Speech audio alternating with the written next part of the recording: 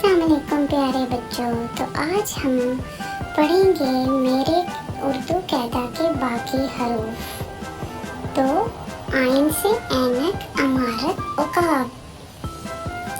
Again से गुलेल, गलीचा, गुब्बारा। फे से फवारा, फौजी, फुटबॉल।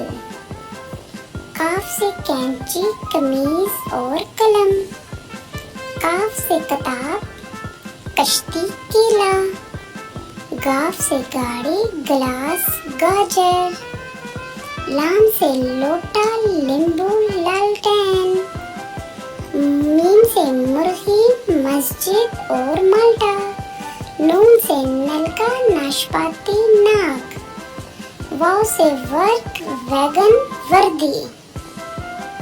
हे से हाथ, हाथी, हथौड़ी। हमजा गाय, चाय। ये छोटी है, बड़ी है, यक्का।